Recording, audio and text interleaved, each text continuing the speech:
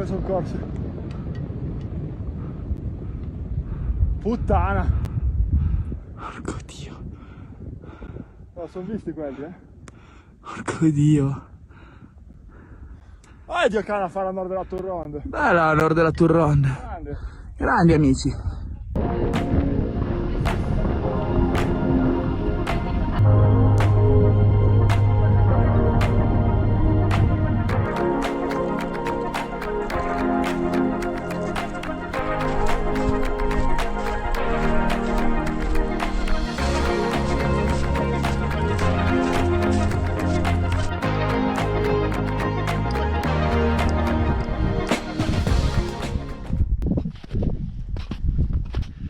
I'm back in the Alps, and so is the heat. After a long, protracted spring season, people were still skiing steep technical lines well into the start of June. Summer is here with a vengeance now. We're in the midst of our first heat wave of the season, and I'm sure it won't be the last. But it's absolutely scorching right now. Across a good chunk of Western and Central Europe, temperatures are 10 degrees or more above what they should be for this time of year. So here in Chamonix now, it's getting into the low 30s in the valley. Freezing levels have been above 4,000 meters now, pretty consistently for a week or more, and they're staying that way for a little while to come yet. So yeah, things are deteriorating very, very rapidly. The snowpack was already much thinner than you would expect for the time of year, given the really dry winter we had earlier this year. Yes, May was fairly wet and filled things in again, but it was just papering over the cracks. It didn't really make much difference at all.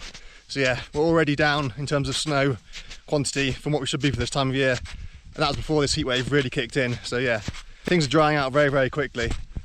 This time last year, you still needed big boots and ice axe to access many of the routes in the Guy Rouge.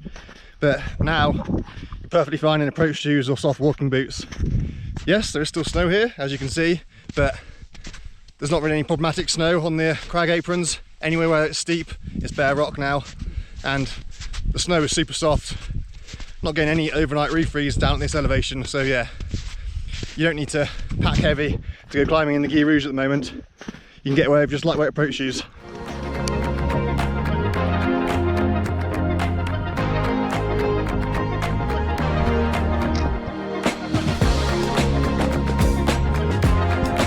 This is the approach couloir to the Crosses Traverse, one of the classic easy alpine routes on this side of the Massif.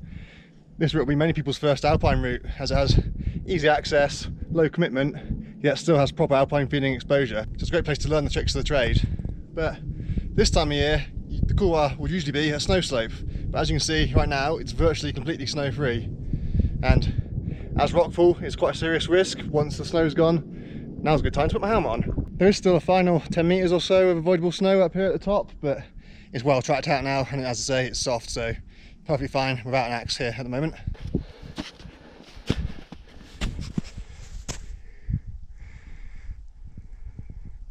It's not just the heat we've got to contend with right now, the air quality is also pretty bad. We've had the triple whammy of the smoke from Canadian wildfires blowing across the Atlantic a couple of weeks ago and just sticking around basically, plus Saharan dust which then come up from the south, also sticking around, and then all the usual pollution from traffic etc, which just gets stuck in the bottom of the valley anytime there's high pressure. So yeah, while it's nowhere near as bad in the summer as it is in winter, it still is pretty bad at the moment, all things considered.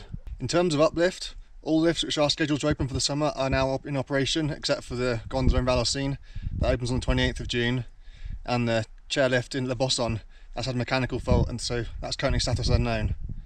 This year, the gondola at Plan Juan on Grand Montet is closed all summer due to the construction works for what will be the new cable car, so yeah. So there's no way of getting up Grand Montet this summer via uplift. As for the conditions in the high mountains, for now at least, things are still holding up okay.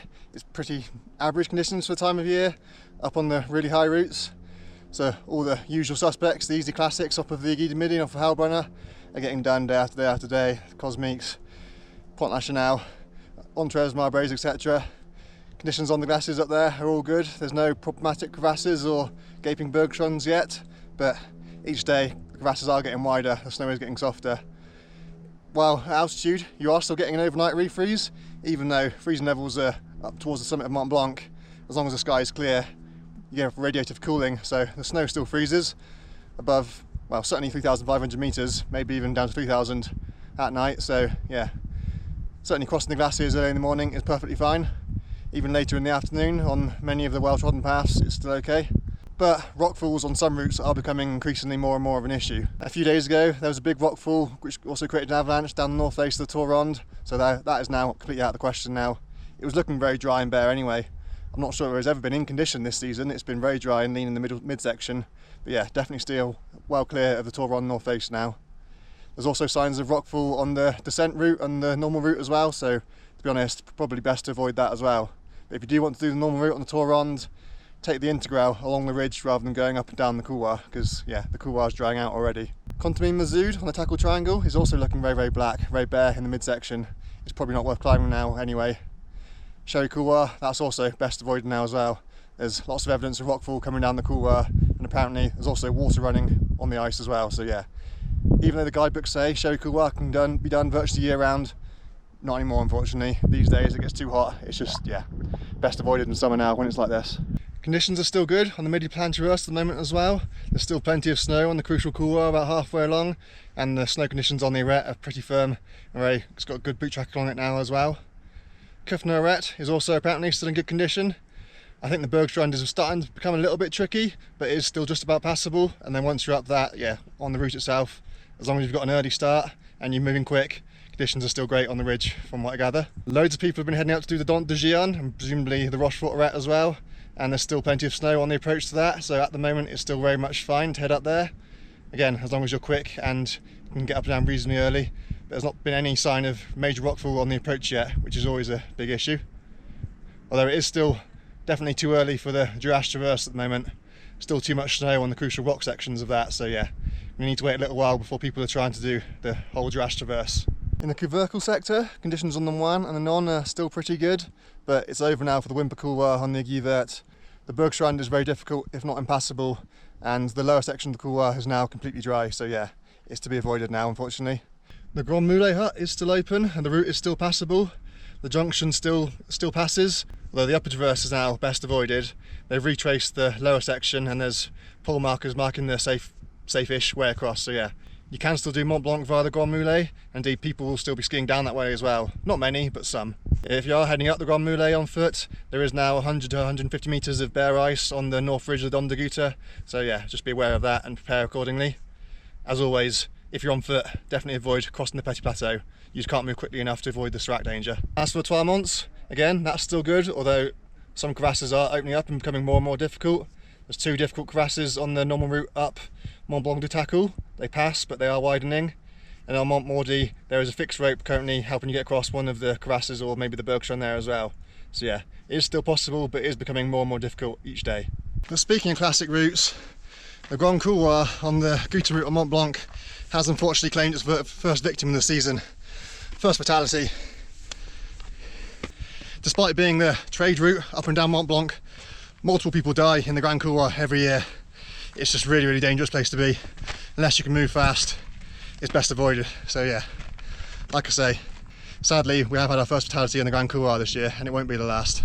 In the Argentière Basin, the Aiguille d'Argentière is probably still possible, but it definitely looks very, very dry. It's definitely over for any of the mixed routes on the north faces of the other side, but conditions are probably good on all the rock routes above the Argentière hut. As for the Tour Basin, conditions on the glacier are looking pretty good still. Still easy going on the glacier. All the easy classics, the Guide de Tour, Tête Fourche, Petit Fourche, Tête Blanche, etc. They're all fine. Although again, crevasses and bergstrands will be widening in the heat and you need to get up and down early.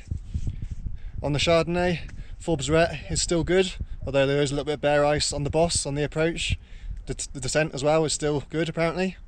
The Migo Spur, probably still just about possible, but it's definitely getting very, very dry and the Bergstrand is getting quite tricky as well. So there's not much time left for the Migo Spur now, and when it's like this, it's probably not worth doing anyway.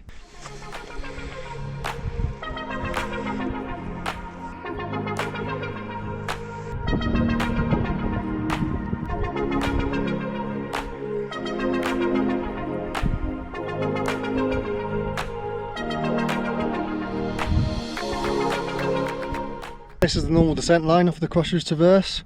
As you can see, the snow is virtually all but gone from the steep bit at the top.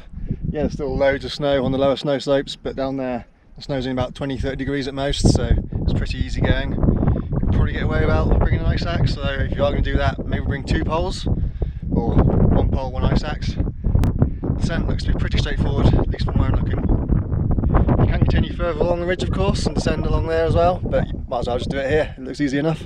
And as for hiking, both Grand Balcon Pass now are virtually snow free. You'll still find the odd snow patch, but nothing that's unavoidable and certainly nothing that has consequence. And then, as you can see now, Lac Blanc is free of ice and snow. This time last year, the bigger upper lake was still completely covered in snow and ice. You could barely tell it was there. And there's still a few icebergs floating in the smaller lake as well. But yeah, both completely snow free now. The same goes, I should imagine, for Lac de Chesterie further down, and probably Lac de Brevant, Lac Cornu and Lac de Noir as well. So in other words, if you want to go for a hike to some of the high mountain lakes, they're all basically snow free now. And on the Tour de Mont Blanc, you will of course still find the snow on the high cols, but they'll be well tracked now, good deep footprints on soft snow, and it's very much go now. It's very peak Tour de Mont Blanc season, so you won't have it to yourself, that's for sure. There's going to be hundreds and hundreds of people on every single leg now. It's getting very busy, and with this weather right now it's pretty good, but of course very hot when you low down. It's been a very busy spring for fast ascents of Mont Blanc this year. I'd already told you about the new fastest known time by a woman just before I left, back in one of my last snow reports. But while I've been away, the men's record has been broken not once, but twice. First of all by Benjamin Vedrines, apologies if I'm pronouncing that wrong. He did it in 4 hours 54 minutes, then a little over a week later, William Bovelli did it in 4 hours 43 minutes I think, which is just insanely quick. So that goes to show just how good of a spring it's been for ski mountaineering in the proper high mountains, such as on Mont Blanc. And to be clear, these records are starting in the church, or by the church, in the centre of Chamonix, all the way up Mont Blanc on foot, obviously, or on skis, to the summit, and back down to Chamonix and to the church again in under 5 hours, which is just mind-bogglingly quick. And in other news, while I was away, this happened.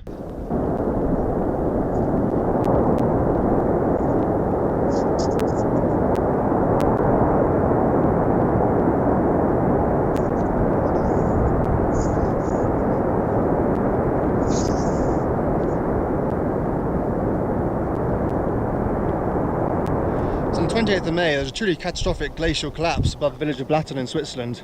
And this was all over the news, no doubt you've heard of it, but just in case you didn't hear of it, or you didn't hear much about it, I'm sharing it with you again now.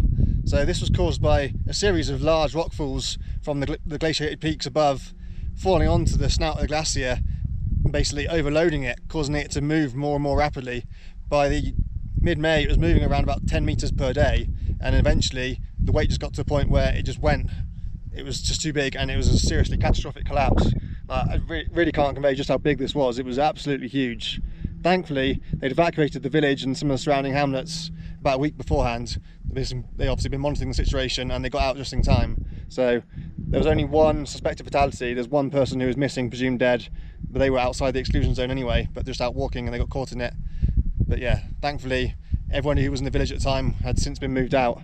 But obviously that's little consolation if your house was one of those that is now completely buried under meters and meters of rubble and ice and debris. And of course, catastrophic landslides and rockfalls and glacial collapses such as this are only going to become more and more common and more frequent as global warming heats up, unfortunately. Only a couple of years ago, I think it was, they evacuated a town on the other side of Mont Blanc, up on the, I think it's Val Ferret, as they suspected one of the glaciers that's on the south side of the Grand Jurasse was going to collapse in a similar manner, catastrophically. Now, as far as I know, it didn't happen, and people have come back to the valley, but it will happen again at some point in the future, I'm sure. And also, just a week or so ago as well, there was another village in Switzerland that was nearly flattened by a huge rockfall. Okay, this one wasn't due to a glacial collapse, this was just purely rockfall. But again, it just shows you how vulnerable many of these villages and towns in the Alps actually are. Again, also, a week or so ago, there was another big rockfall in the Dolomites as well, which again was just as impressive. And over on Mont Blanc, on the Tête Rousse glacier, between the Tête Rousse hut and the Goutte hut, there's a large subglacial lake which sooner or later it's going to burst and will flood the valley below. It happened 100 or so years ago and killed many people, completely destroyed all the villages in the valley. Of course, the valleys were pretty sparsely populated back then. Now, Saint-Gervais is a big town, and there's several smaller towns further up valley as well. So of course they're monitoring this very closely. There's all sorts of monitoring stations on the glacier, which you no doubt would have noticed and wondered what on earth they are if you've been up there. But yeah, they're basically monitoring this big subglacial lake which sits under the glacier and is currently dammed, but sooner or later the dam will burst and it will flow down the valley and cause a load of destruction. So yeah, the threat is real, and even close to our doorstep, very close to my doorstep indeed, I live in that valley, there is a major threat above us right now. So that's just about it for my first Alpine report of the summer season. For those of you who are new here, I produce a weekly snow report all throughout the winter season, and in the summer it becomes this, what you've just watched now. Now these Alpine conditions reports aren't going to be weekly in the same way that my winter ones were. It'll just be as and when there's something new to report. Conditions tend to change a little bit slower during the summer. I'm not necessarily always up in the mountains every day as well. So as such, I won't be releasing them on a specific day or specific date. So the best way for you to stay in touch and keep up to date with everything that's going on is, of course, to 1, subscribe, and to 2, hit that notification button. That way you'll never be sure to miss one of my Alpine conditions reports. So yeah, if you are new here, then of course, please do those things. As we are in the middle of a heat wave, it's important to stay cool while you're up here in the mountains. As such, I've got a playlist on all the wild swimming spots you can find in and around Chamonix up here. But as it is, I've just found a new spot, so I'm going to chill off now. Till next time.